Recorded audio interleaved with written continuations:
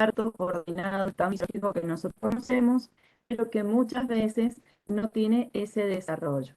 Para recordar un poco, tenemos una causa, muchas causas de distosia, ¿sí? Y las dividimos activamente las distocias de la contractilidad uterina en distocias del canal pelvigenital, que pueden ser tanto óseas y de partes blandas, como distocias de feto y anexos. No una clase de las distocias, pero sobre todo principales, que son sobre ese tenemos que se separan. Arriba tenemos tiempo y tenemos que resolverlo nosotros. Para recordar las distocias óseas, en realidad, el día de las historias de Catarina, si nosotros hacemos una buena peligrafía, cuando nuestra paciente ya llegando al término, recorriendo todo lo que tenemos que evaluar, ¿sí? La excavación sacra, la distancia que tenemos que son nuestras estilas estéticas. Si es una pelvis simétrica, si es una pelvis asimétrica, y obviamente que todo esto va todo en nuestra evaluación de la paciente. A veces tenemos la posibilidad de hacerle el seguimiento a la paciente durante todo el embarazo, y los que hacemos guardia, muchas veces llega la paciente ya en trabajo de parto y en ese momento tenemos que hacer rápidamente nuestro análisis, nuestro examen físico. Entonces, las óseas que podemos tener antes de comenzar el trabajo de parto, que muchas veces antes el paciente entra donde sale donde sale el parto, porque el parto es importante que nosotros siempre hagamos esa obligación para que queremos tener durante el trabajo de parto una distosia ósea. Y veces durante el trabajo de parto podemos hacer algunas maniobras en donde vamos a tener además la sospecha de que quizás seguramente hay algo óseo que no nos está ayudando, que el trabajo de parto hay algo ayudando que va a desarrollar más palpas donde podemos ubicarse a nivel pubis, nivel del pubis, presión, de las manos, que introduciéndola hacia abajo, introduciéndola a nivel presentación con una vamos a ver, introduciéndola hacia esa va a ir como arriba del pubis, arriba, si quiere alguna obstrucción, diámetro, quiere decir que hay alguna obstrucción que facilita el descenso, el encaje de la cabeza. Podemos hacer tacto interno de Müller, ya combinamos la vagina con también la palpación a nivel abdominal, hacemos la misma presión a nivel de la presentación, a nivel de la cabeza del feto, y con la cabeza logra encabezajarse por abajo del pubis. Eso para recordar a nivel de las óseas, que es lo que les digo. Es muy importante que sigamos ampliando la tecnología, tenemos mucha tecnología para el estático, es lo que nos va a ayudar a terminar, decidir cuándo tenemos que terminar, quizás terminar con una cesárea, y vamos a evitar sufrimientos fetales, tratamientos maternos, que puedan, y vamos a decir, le damos mucho fetal, es un buen día y no puedes comer que te dé una tosia ósea. Después, para ir recordando donde van incluidos después el feto y los anexos, podríamos tener modificaciones en la cantidad de líquido amniótico, que nos pueden producir alteraciones en la brevedad o prosidencias del cordón, resistencia a las membranas o inserciones anómalas de la placenta, ¿sí? Pero yo me voy a detener sobre todo en la parte del feto, con este exceso de volumen y el volumen y situaciones anómalas que podemos tener durante el trabajo de parto. Una de las principales que puede aparecer, y es la que todos los que hacemos obstetricia clínica nunca queremos escuchar esta palabra, es la isla de los. Esta isla es una emergencia, ¿sí? Si la emergencia de todo posible. Y la ricopersia es que está asociada a una morbimortalidad prenatal y morbimortalidad muy grande. Entonces, ¿cómo vamos a definir la distosia de hombros? Es cuando no está el paso espontáneo de los hombros a través de la que se exterior capital. El diagnóstico de la distosia de hombros lo vamos a hacer clínico. Entonces, esto es para los que van empezando su ejercicio de ciencia, que no vamos a tener tiempo ni de pedir una ecografía, ni de esperar a ver cómo va avanzando. Esto es totalmente clínico, lo tenemos que tener muy en claro y esto nos va a ir dando también, por supuesto, mientras más partos vamos haciendo, nos vamos dando cuenta cuando ese hombro quedó atascado ahí a nivel de la pelvis, ¿sí? Y si bien casi siempre cuando suceden estas distocias, vamos a llamar al que está con más experiencia para que sea el que comande o para el que nos oriente. A medida que van pasando los años, el que era nuevito, de repente nos transformamos en el que tenemos más experiencia. Y somos nosotros los que tenemos que ir tomando decisiones.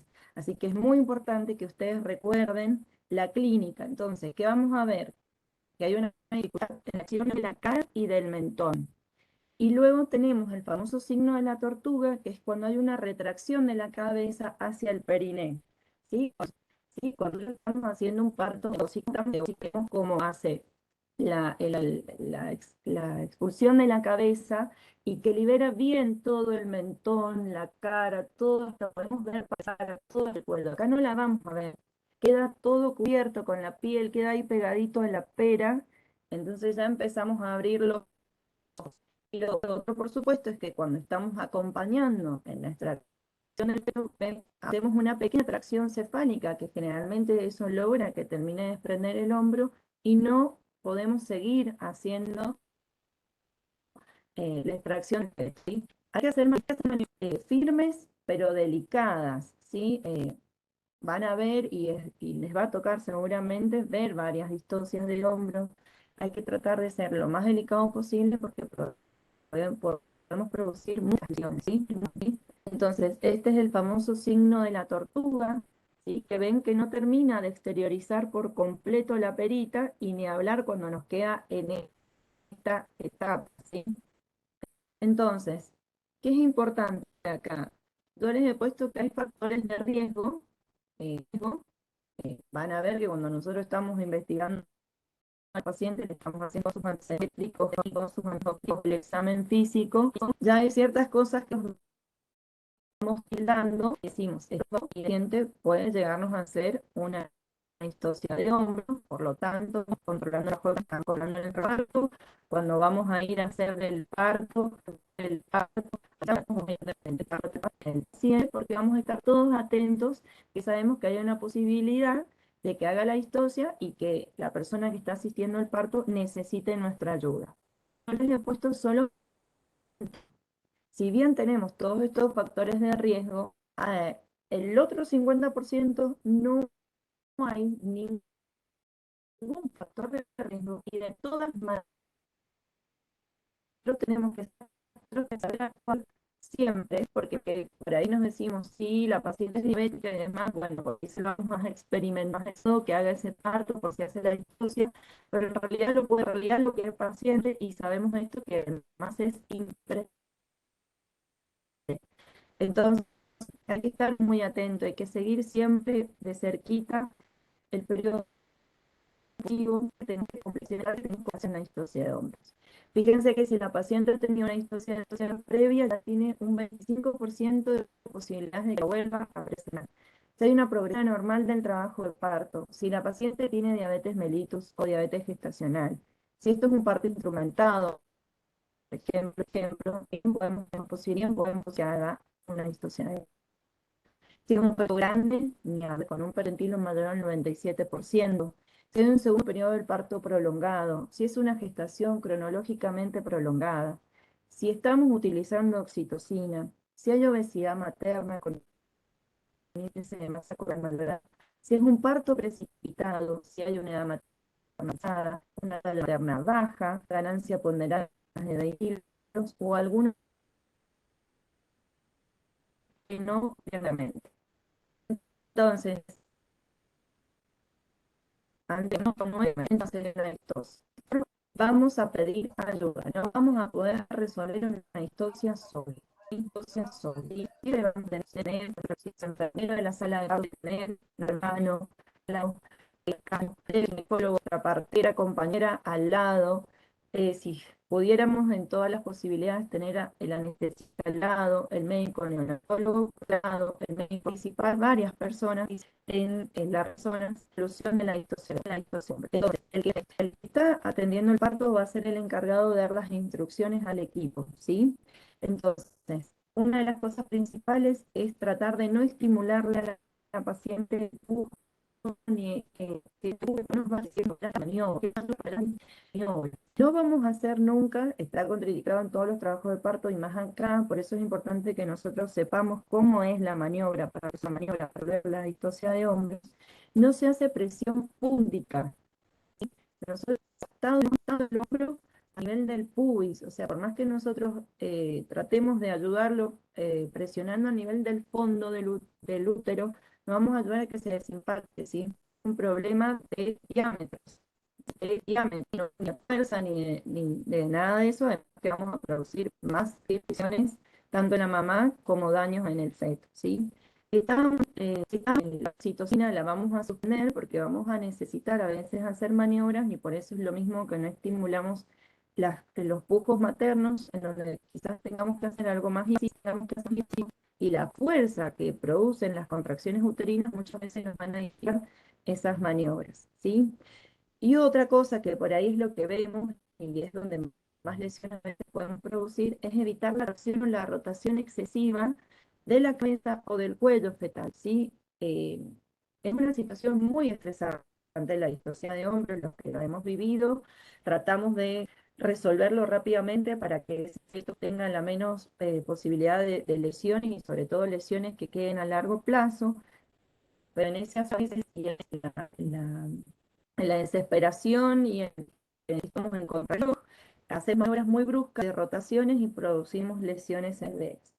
Entonces, la paciente tiene que estar bien acostada en la camilla, sin ninguna almohada, bien derecha la espalda, ¿sí? Y bien en el borde de la camilla. Si a veces la paciente hace mucho que no ha evacuado vejiga, podemos ayudar a evacuar la vejiga con una sonda, porque no hace bien con tumor previo, de que nosotros sepamos que también hemos diagnosticado la distosia, porque el pues, como diagnosticado, a medida que están más minutos de hipoxia, más posibilidades hay de que queden a largo plazo. Entonces, siempre hacemos siempre a la contabilidad, ¿qué hacemos cuando estamos realizar maniobra haciendo y muchas personas que hacen esa maniobra no tuvieron éxito, hay que cambiar otras personas que hacen hay que cambiar la misma maniobra porque a veces ahí se lo podemos resolver. Bueno, las primeras maniobras hacer que se llama ahí se da nivel de nos y son muy exitosas, son y la maniobra es más anti-Ruby, ¿sí? O presión suprapúbica. Entonces, fue muy difícil, vamos a liberar las piernas a la prepararlas y flexionarlas el abdomen, tener sola. Entonces, si está en tensión del va a quedar. Entonces, un ayudante para darle las piernas a la paciente va a flexionar bien y se las va a llevar lo más cercano al abdomen que pueda, ¿sí? Esto hace que el pubis ascienda, se aumente el diámetro anteroposterior y fíjense que tenemos un éxito casi de un 90% en esta manera. Y después tenemos la maniobra de base antirrúbrica y suprarrúbrica. Acá la presión es importante cómo la hacemos. Tenemos que saber el dorso del feto. Entonces, tenemos que ubicar el dorso del feto. Nos vamos a ir hacia ese lado. La presión la vamos a hacer con la palma de las manos hacia el nivel caudal diente, ¿sí? Puede ser varias presiones o puede ser una presión constante, las dos igual de efectivas, ¿sí? Y en ese sentido, él está en una tracción hacia abajo y le tratando de terminar de desprender el hombro anterior. Lo más frecuente acá es una imagen para que vean cómo un poco varía en el pubis, que se vuelve un poco más horizontal y ampliamos el diámetro posterior, siendo la manera de Mac Roberts. lo que más frecuentemente hacemos es combinar estas dos y aumentamos más la tasa de Smart Rover, más esto nos da casi el 90% de las distorsiones. Pasa si con esas maniobras, recuerden que son 1 minuto de duración, podemos distintas que van a dos hacer las maniobras. Y si no tenemos éxito con esto, pasamos a las maniobras. Las maniobras de seguridad son un poco más invasivas. Entonces, por eso siempre se trata de agotar el primer nivel. Dentro de las de segundo nivel, la que debemos elegir en primera instancia, siempre y cuando la paciente no tenga anestesia peridural que le va a dificultar la movilización, es la maniobra de Gaskin, la maniobra de 4 apoyos. Es una maniobra también muy simple, la paciente va a girar, si la teníamos en la camilla, en el cúbito vamos a girar y la paciente va a apoyar sus rodillas y sus 2 manos. Esto ayuda mucho también para lo que es la distosia del hombro posterior y ayuda a la propia gravedad y también aumentamos el diámetro anterior y nosotros vamos a el desencajamiento del hombro posterior. ¿Sí? Acá está una imagen que no es muy complicada, no hacemos una gran invasión, por eso a veces es la primera de elección en las de segundo nivel. Ya después, si a veces no tenemos la posibilidad de hacer gasting, que poder colaborar, puede variante de maniobras, en vez de tener,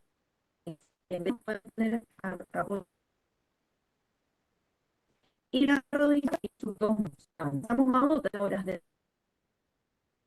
invasivas, es la maniobra de Guts, maniobra de 8.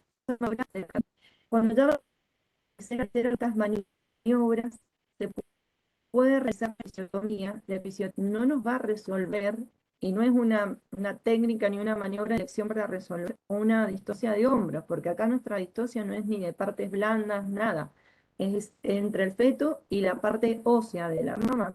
Entonces, lo que hacemos a veces porque ahora nosotros vamos a inducir nuestras en el canal.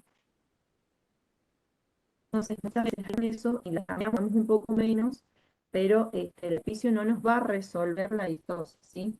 Entonces, la maniobra de sacar corchos, vamos a inducir 2 dedos y nos vamos a ir hacia la parte del dorso del feto, vamos a agarrar la escápula, ¿sí? Y vamos a ir girándola hacia el sentido opuesto, ¿sí? Y lo mismo vamos con el hombro posterior, nada más que lo vamos a agarrar desde la parte Perdón, doctora, ¿sí? la interrumpo un segundito porque dicen que se corta mucho. ¿Podría apagar la cámara? A ver si con A eso ver, mejoramos el audio.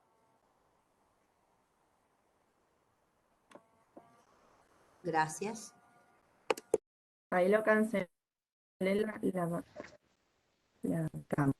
Entonces, voy a repetir la maniobra del sacacorchos.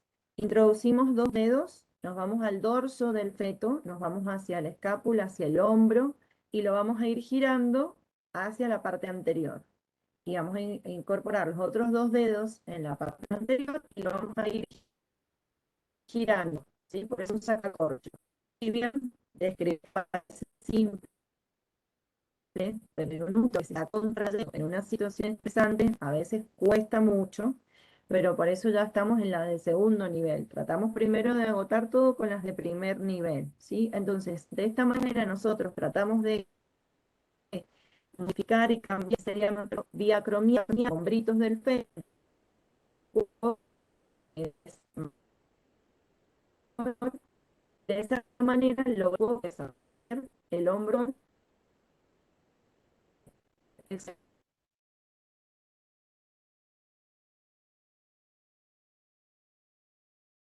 Bien, y si no, podemos hacer la maniobra invertida, que sería en el lado opuesto, y esto, girar los lados opuestos, ¿sí? Pero es el mismo que la del sacacorcho, nada más que opuesto. Ahora vamos a sentirlo, vamos a importante tratar el diámetro.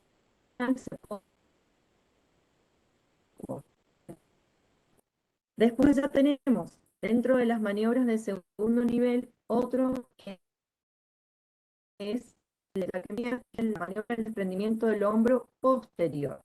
Acá también es bastante invasiva y lo que nosotros vamos a irnos hacia el exterior. Vamos a introducir dedos hasta la mano, el codo, lo voy a pegar su toque y lo vamos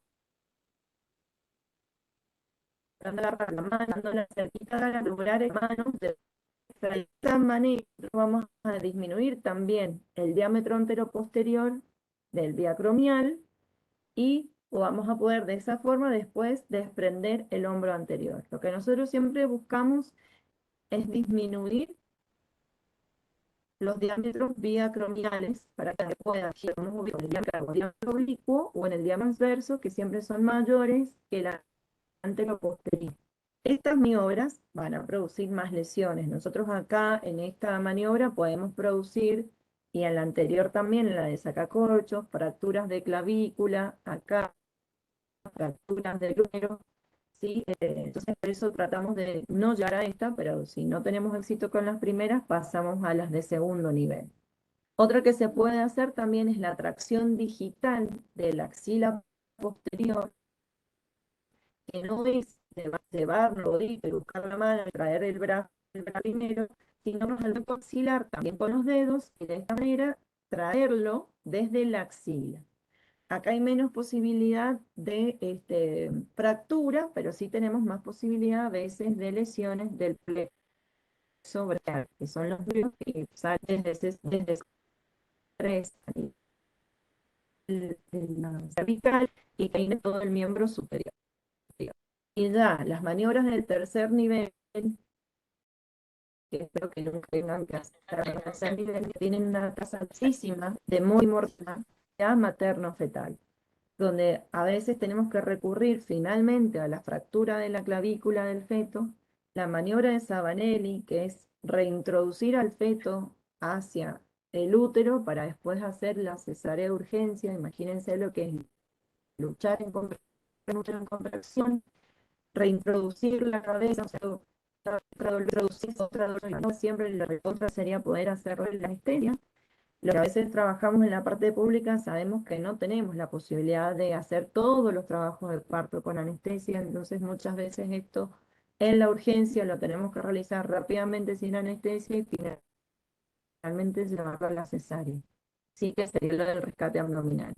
Y en la última opción que pocos eligen, que es la separación de la sínfisis mediante un acto quirúrgico, eso tiene muchísimas lesiones uretrales, vesicales, las vesicovaginales, dolor, estabilidad de la pelvis luego de la paciente para poder extraer finalmente el feto, que si llegamos en esta etapa o sale con muchas lesiones o a veces hasta extraemos al feto muerto.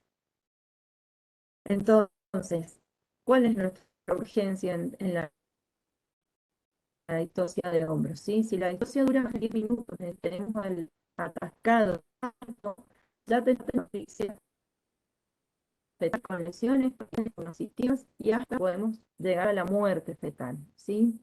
Estas lesiones también además podemos encontrar, como yo les decía, lesiones del plexo braquial, que son las lesiones a nivel de estos nervios que producen parálisis braquial del miembro posterior. Y a veces, si tenemos la fractura de la clavícula o podemos tener una sobredistensión braquial, llegar a la lesión definitiva de los nervios, ¿sí?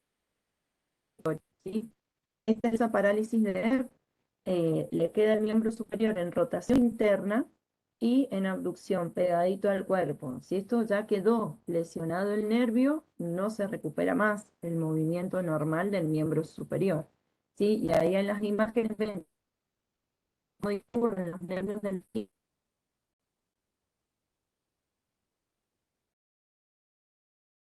No es voluntaria, pero no nos queda otra alternativa. Podemos leer el plexo braquial.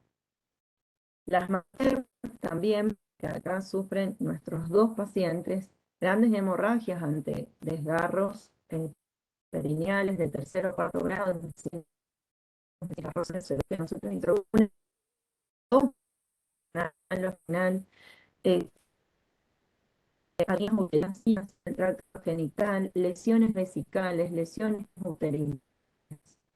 Y para ir hablando un poco de tema, también dentro de las distocias ovulares teníamos las presentaciones deflexionadas, que son la modalidad de cara, la modalidad de frente, la modalidad de brecma, o sea, todas las que no son vértices, la de presentación, que es la presentación, y situaciones anómalas como si estoy hablando de eso, en realidad es un paréntesis, porque nosotros tenemos paréntesis, porque no vamos a tener nunca trabajo de parto, ¿sí? Porque la situación transparente tener una mención o una que entonces, para ¿sí? Si ustedes se pueden leer los libros, te van a decir que podés hacer quizás un trabajo muy laborioso, con complicaciones muy severas en los fetos. Entonces, si nosotros hacemos un buen diagnóstico, una presentación de cara, listo, ese trabajo de parto no va a avanzar más y se termina la gestación. Y para ir terminando, el otro tema que me gustaría que a ustedes les quede algo de esta clase es la presentación pelviana.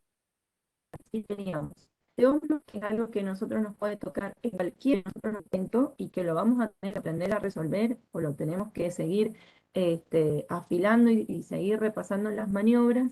Y la otra es la presentación pelviana. Fíjense que es un 3 o 4 presentaciones de los embarazos de término. Y lo más frecuente es que a veces vamos a encontrar más en los trabajos de parto pretérmino. Un 33% en los embarazos entre 21 y 24 semanas, un 28% entre las 25 y 28 semanas, 14% entre las 29 y 32 y casi un 10% entre las 23 y las 36 semanas. Lo mismo que hablamos de la distosia ósea, si nosotros tenemos una paciente con una presentación pelviana, va a cesárea programada. Muchas veces tenemos nosotros en trabajo en trabajo de parto avanzado, en periodo expulsivo, donde ya no podemos ir a hacer la cesárea, aunque sea encima vamos a tener que atender bajo de pelviano, ¿sí? Recuerden que teníamos dos tipos de modalidades. La más frecuente es la pelviana incompleta, que es donde están las piernas hacia arriba, y la pelviana completa es la típica como la sentadito como indio, que le vamos a sentir nosotros los piecitos, y en cambio nosotros vamos a sentir solo los. Entonces, nosotros cuando ya llega una paciente en trabajo de parto, por supuesto, si vamos a hacer el tacto, lo vamos a diagnosticar, pero ya haciendo nuestras maniobras de Leopold, la ocultación y demás, vamos a tener la sospecha que la quizá presente. A la hora de hacer un rastreo ecográfico, sí, a veces no es así, sí, sobre todo cuando el parto es pretérmino, la cabeza no está tan dura, entonces asimilar la consistencia.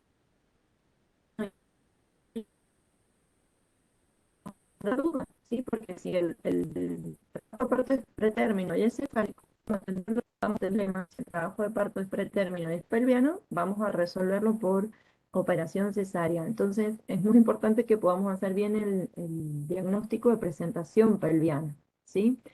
Entonces, si tenemos la bolsa rota, vamos a tener dilación, vamos a captar una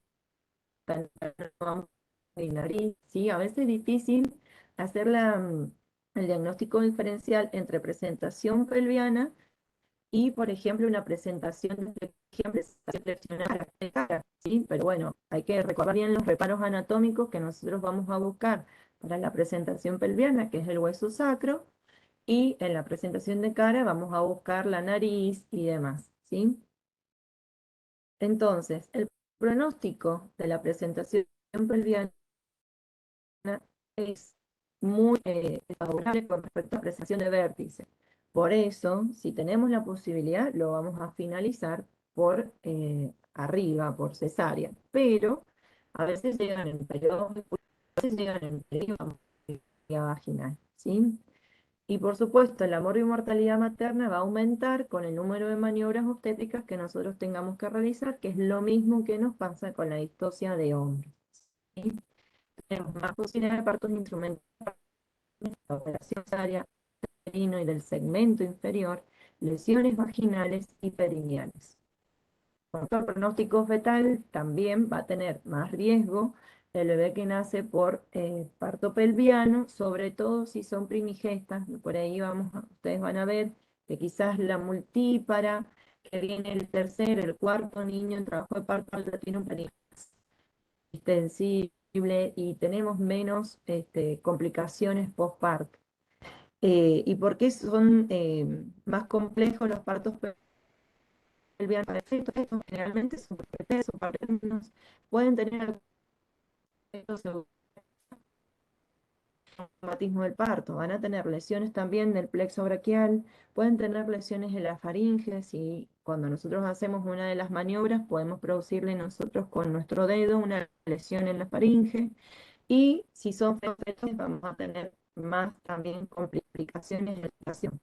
Entonces, cuando nosotros tenemos el trabajo de parto, en el periodo expulsivo, el periodo del parto pelviano, tenemos una primera fase, donde vamos a ir a intervenir de alguna manera, ¿sí? Y esto empieza cuando el polo pelviano va distendiendo el períneo. Acá también vamos a hacer la visión, porque vamos a tener que hacer maniobras, ¿sí? Una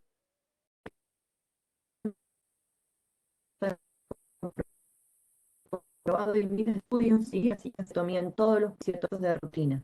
Parto, que es un parto a hacer porque vamos a hacer maniobras para poder recibir, ¿sí? Una vez que salga, vamos a ir recibiéndola siempre con unas compresas tibias y lo vamos a ir viendo con esas compresas para poder manipular al feto y tratando siempre de disminuir la posibilidad de que dañe, ¿sí? Entonces, siempre se habla de la primera parte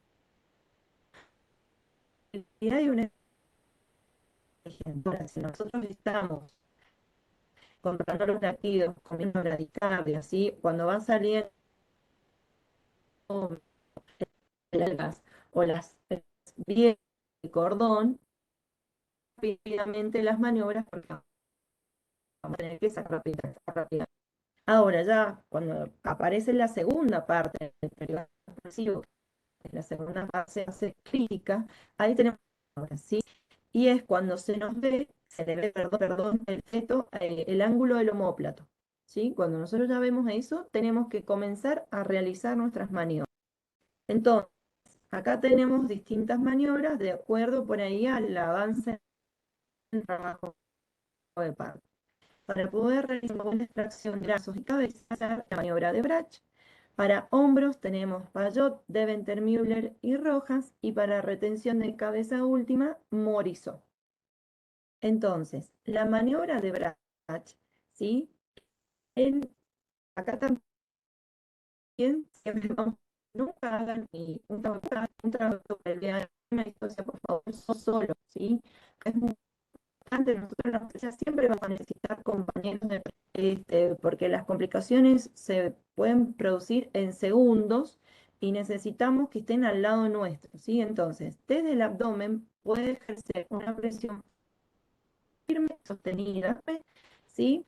Dando que vaya ahí apoyando un poquito más lo que es lo que va saliendo último, ¿sí? Entonces, nosotros vamos a rodear las nalgas del feto como un cinturón, ¿sí? Acuérdense, con una compresa tibia y húmeda, ¿sí? Y vamos a ir levantándolo lentamente sin tirar, acompañando. Cuando los brazos se...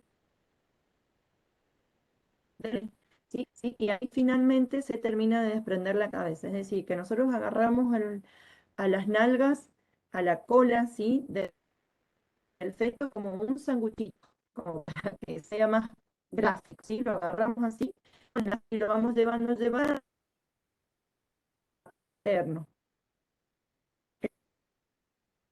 El, el hace una presión flexión para que termine de desprender el polo cefálico. Y muchas veces con esta sola maniobra ya logramos terminar. Otras veces, ¿sí? Podemos ver que va saliendo el polo pelviano del feto, vemos el omóplato, pero no viene acompañado muchas veces por los hombres. Entonces, vamos a tomar también de las nalgas con las compresas y vamos a hacer una tracción fuerte hacia abajo, tratando de desprender el hombro anterior, y luego hacia arriba, ¿sí? Para que termine de desprender el hombro posterior. A veces lo tenemos que hacer un par de veces repetidas, no somos exitosas. Si desde el hombro anterior lo llevamos al feto hacia abajo,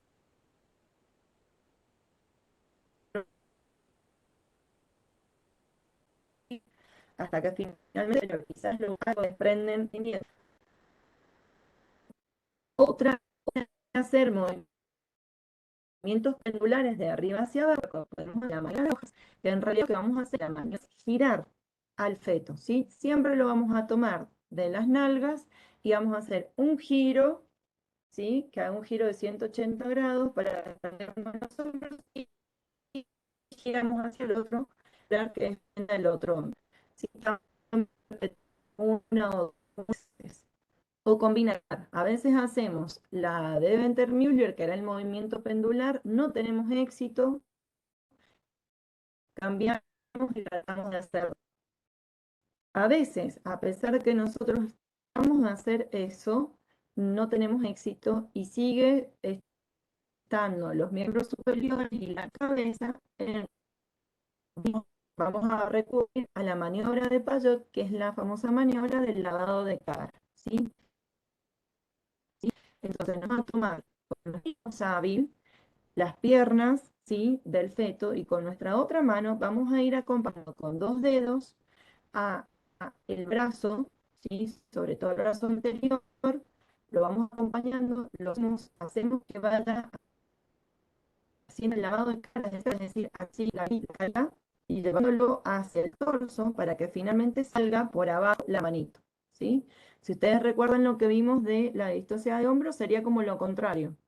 Acá nosotros en la distosia de hombro agarrábamos el brazo y lo llevábamos para arriba de la cabeza. Acá lo que nosotros hacemos, y están, el bebé está parido como si están, un parido como si fuera con los bracitos delante y la cabeza adelante. Entonces nosotros vamos a agarrar el bracito, lo que acompañe la bajando eso para que finalmente lo acompañe hacia abajo. Y entonces así vamos a poder desprender el primer hombro. Y generalmente vamos a rotarlo un poco y vamos a hacer lo mismo con el otro miembro superior y ahí vamos a lograr que se desprenda.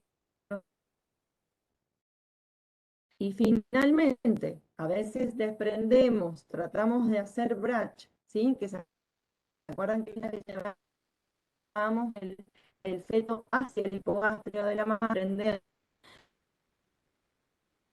es la maniobra Morisot, ¿sí?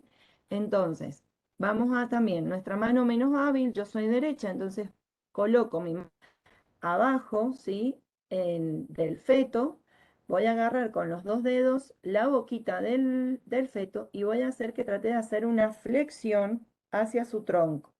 Con mi mano hábil voy a acompañar arriba, ¿sí? Del feto, el cuellito con dos dedos así como en I. Entonces, de esta manera yo logro que flexione la cabeza y que termine de realizar el desprendimiento y también vamos a llevarlo un poquito hacia arriba, muchas veces ya logrando la flexión de la cabeza y haciendo movimiento arriba, de realizar de la cabeza. Una opción, ¿sí? A veces hay que hacer hasta el forceps de la cabeza, pero generalmente con Mauricio lo podemos lograr. Y ahora escucho las preguntas de la audiencia. Espero que haya sido claro.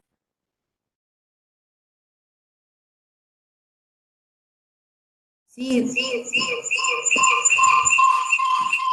Perdón. Sí, súper claro, doctora. Estábamos recordando las maniobras y haciéndolas nosotros con las manos mientras lo veíamos. ¿Preguntas si alguien quiere hacer?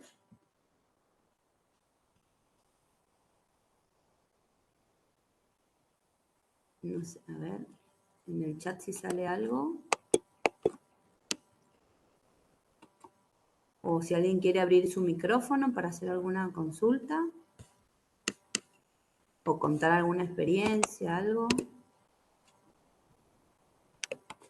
¿Alguna experiencia que haya resultado exitosa?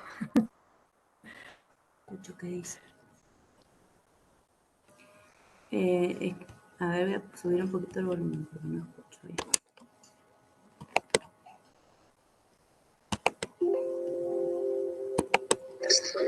Y ahí para un consejo para los colegas que están empezando a ejercer, nosotros los ginecólogos cuando hacemos las cesáreas de pelviano, que por ahí es más frecuente ahora la cesárea programada, si es la idea, en las cesáreas hacemos las maniobras del pelviano, porque también es muy difícil sacar al feto pelviano aunque sea por cesárea.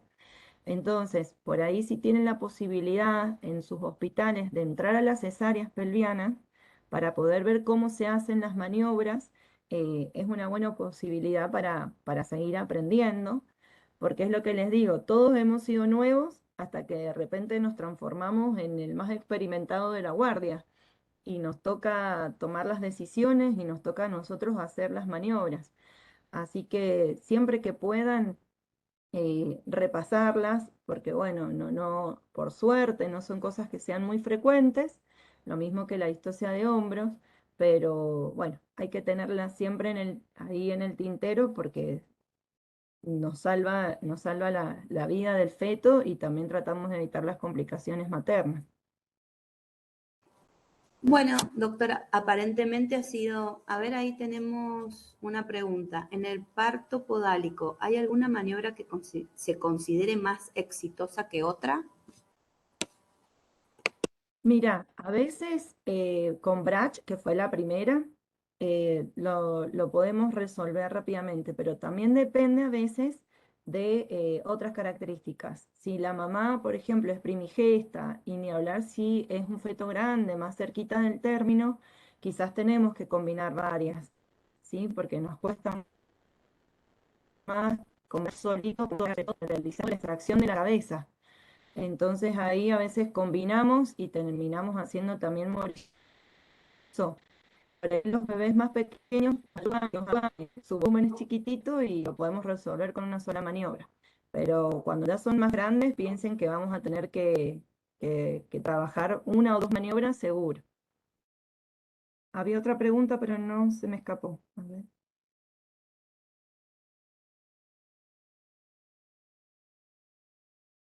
Sí, ahí hay otra No, pregunta. no, que Sí. se le había puesto parto pelícano y creo que aclaró que era pelviano. Ah, no, pero es otra persona. Trabajo de parto en presentación podálica ha puesto. No sé qué es lo que O quiere quizás contestar. se le cortó la pregunta, quizás. Ajá. Bueno, mientras tanto, a ver si quiere ella completar la pregunta, nos preguntan si podríamos compartir el Power. Sí, se los comparto, no hay ningún problema.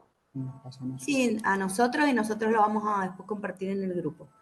¿Sí? Porque bueno, hubo un problemita hoy con el internet y la grabación salió media trabada. Así que nosotros No, siempre sí, tenemos un hoy no YouTube nos han donde vamos poniendo los acompañado comentarios. la tecnología. Sí, hoy no nos ha acompañado. Pero bueno, ya por lo menos teniendo el Power, ya las chicas van a poder y los colegas van a poder estar al tanto. Bueno, aparentemente no hay ninguna otra consulta, o sea que ha estado muy clara la explicación. No O sé. se me quedaron dormidos, se me quedaron dormidos. No, no, no, para nada.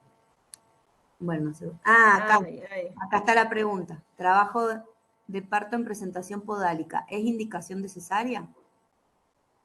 Todo depende en qué etapa del trabajo de parto lo encontramos.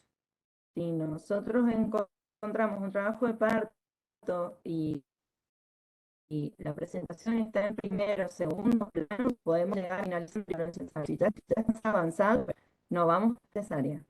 Porque nosotros es lo mismo un trabajo de parto de vértice. Si nosotros Por eso tenemos otras ayudas, tenemos el forceps. Si nosotros tenemos un trabajo de parto ya en tercer o cuarto plano, ese feto van a ser por vía vaginal. Pues si nosotros hacemos una cesárea con esa presentación ya en tercer o cuarto plano, para cuando nosotros queremos hacer la extracción del feto por vía abdominal, producimos muchas lesiones uterinas en la madre. Y además ya está encajado ese feto, o sea que también le vamos a producir nosotros sufrimiento fetal para poder sacarlo del canal vaginal para poder hacer la cesárea. Entonces, por eso es importante saber hacer el trabajo de parto pelviano, porque si ya está avanzado, no se va a poder resolver por cesárea. Hay que hacerlo por vía vaginal.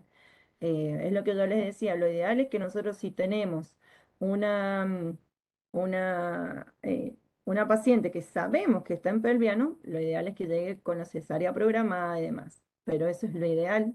Los que hacemos la obstetricia clínica sabemos que llega de todo y más si a veces es un trabajo de parto pelviano pretérmino. O sea que por ahí nosotros vamos haciendo el control, sabemos que está pelviano, pero que está la posibilidad que después se gire en cefálico. Pero bueno, la paciente por distintos motivos inició el trabajo de parto antes de tiempo y llegó en tercer, cuarto plano, vamos a tener que atender, ¿sí? Pero si no, si usted está llegando la paciente a término y está pelviano, atención con eso, si lo tienen que derivar porque hay que programarla la cesárea.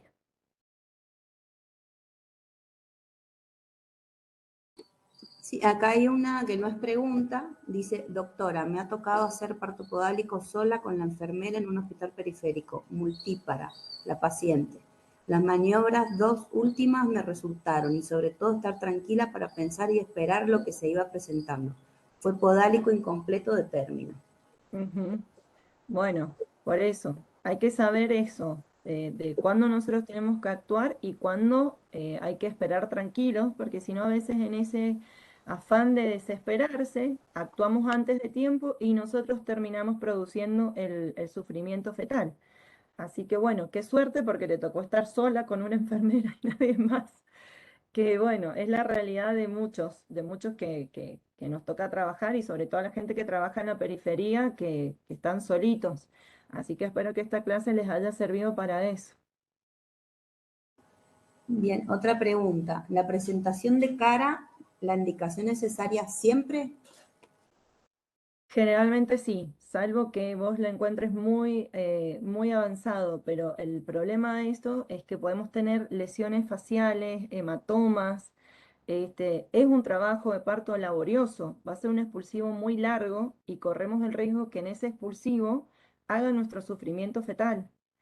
Entonces, si nosotros cuando estamos haciendo el diagnóstico de presentación de cara, a ver, dilatación completa, primer plano, no nos vamos a arriesgar a hacer un trabajo de parto, porque vamos a correr ese riesgo, ¿sí? No, no va a ser un periodo expulsivo como habitual, o sea, por eso son presentaciones distóxicas. Entonces, es muy importante la clínica nuestra, ¿sí? El control, porque a veces tenemos la paciente que está encefálica, eh, bolsa íntegra, ¿sí? Está iniciando su trabajo de parto, cuando rompe bolsa, finalmente queda en presentación de cara. Entonces, ahí es donde nosotros con nuestra actitud y nuestro constante, digamos, ejercicio, ¿sí? No decir, no, si yo ya sé que estaba de cabecita, estaba cefálico. No, muchas veces ahí es donde el fetito se flexiona y no nos queda aquí, volvemos a revisar a la paciente, volvemos a revisar, si volvemos a tranquilo, ahí de un par de horas sabemos que no nos gusta estar tratando cada rato, que no tiene sentido tampoco, pero a veces decimos, che, ¿por qué este trabajo de parto no está avanzando? ¿Qué está pasando? Me está haciendo algunos dips y demás, y muchas veces es esta presentación que está haciendo este trabajo de parto distóxico. Así que yo les digo, si ustedes hacen presentación de cara, no se arriesguen a hacer un trabajo de parto con la posibilidad de que después tengamos que terminar haciendo la cesárea de urgencia porque nos hizo una bradicardia o porque la paciente ya está agotada. Así que yo les diría que sí. Bueno, hay otra pregunta, o no sé lo que creo, dice, sería importante que el equipo de salud esté preparado para forceps. Bueno, eso a los colegas sabemos que sería buenísimo tener un tocoginecólogo en cada guardia y en cada hospital de la periferia, pero eso no es posible. Que nosotros estemos preparados para un FORCE también es complicado porque es asistencia médica, una práctica médica, por lo tanto, lamentablemente cuando estamos en la periferia, así lo que tenemos que hacer nosotros es derivar. Bueno, doctora Ponce, la verdad que muchísimas gracias, muy claro su explicación y bueno, gracias también por participar en nuestro programa de educación. No, un placer, muchas gracias por la invitación y bueno, espero que les haya servido a todos y les paso también el Power a ustedes y les paso mi correo por si a alguno de los chicos les quedó alguna pregunta, no tengo problema, me pueden enviar por mail. Perfecto, muchísimas gracias, Mercedes, y bueno, y gracias a las colegas por participar. Nos queda una sola charla ya para el mes de noviembre, que sería la última, ya le vamos a pasar cuál va a ser la disertación. Y bueno, en cuanto tengamos el Power, lo compartimos en los grupos. Así que bueno, muchísimas gracias. Le vamos a pasar nuevamente la asistencia por si alguien no alcanzó a anotarse. Y ya nos despedimos. Muchas gracias, Mercedes. Hasta luego. Hasta luego. Muchas gracias, hasta luego.